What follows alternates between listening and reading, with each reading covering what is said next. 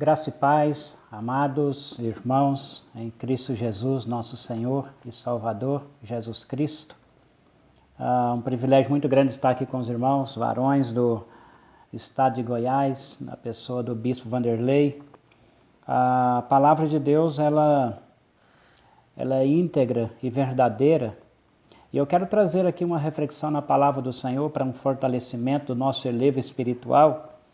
Lá em Hebreus capítulo 11, verso 1, fala a respeito da fé, a fé genuína, a certeza, a convicção que nós temos. E aí eu tenho uma expressão deste versículo que diz o seguinte: quando Deus revela a sua vontade, devemos manter nossos olhos fixos na realidade da sua palavra e não nas circunstâncias naturais. O cristão, o homem que servem ao Senhor, ele não olha por circunstância, ele não anda por vista, ele não anda pelo que é aparente, ele não anda pelo que se mostra no momento, ele anda pela fé, ele anda com a convicção no Cordeiro de Deus, o Senhor Jesus Cristo. Eu quero citar aqui um exemplo de uma pessoa que não andou pela circunstância do momento, e ele obteve uma vitória muito grande para o povo de Deus, que não foi só para ele. Foi no caso de Davi e Golias, quando ele chegou ali no campo de batalha para levar algo para os seus irmãos, e ali estava o rei Saul com todo o seu exército, esbabacado diante do momento que se fazia, porque tinha uma proposta que o gigante tinha feito. Qualquer um deles que se levantasse para batalhar contra ele e vencesse, então todos eles seriam cativos. E no entanto, ali naquele momento, o gigante colocou medo em todo o exército do Senhor. E Davi então chegou ali e ele não olhou para a circunstância, onde estava o rei amedrontado, onde estava todo o exército com medo. Davi chegou e olhou para o gigante e falou o seguinte: quem é esse incircunciso que vem afrontar o exército de Deus? Então, naquele momento, Davi não olhou para a circunstância, não olhou para o momento que se fazia, mas ele olhou para a grandeza de Deus. E, no entanto, ele usou essas palavras: quem é esse incircunciso que vem afrontar o exército de Deus? Então, a fé de Davi naquele momento sobrepôs a situação que ele vivia naquele momento. Nós temos um outro texto também que fala o seguinte,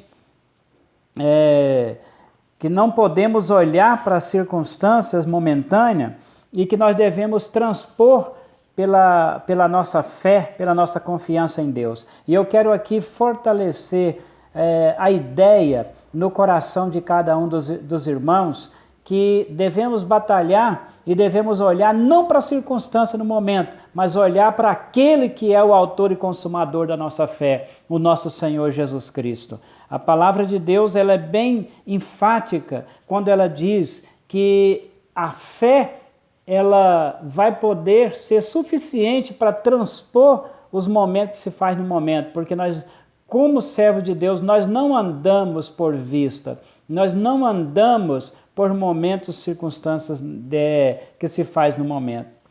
Isso pode ser difícil porque temos sido treinados inconscientemente pelo mundo, que nós andamos por vista, que nós andamos por circunstância. O mundo é assim, eles só acreditam vendo. No entanto, foi o que Jesus falou para Tomé: Tomé, não seja incrédulo, mas sim crente. Quando Jesus chegou, apresentou-se depois da sua ressurreição, apresentou-se aos 11, e Tomé ali estava questionando que ele só cria se ele pudesse ver as marcas de Cristo. E Jesus chegou onde eles estavam e falou com eles: paz seja convosco. E, no entanto, olhou para Tomé e mostrou para Tomé as marcas, e ele então repreendeu Tomé, falando: não seja incrédulo, mas sim crente.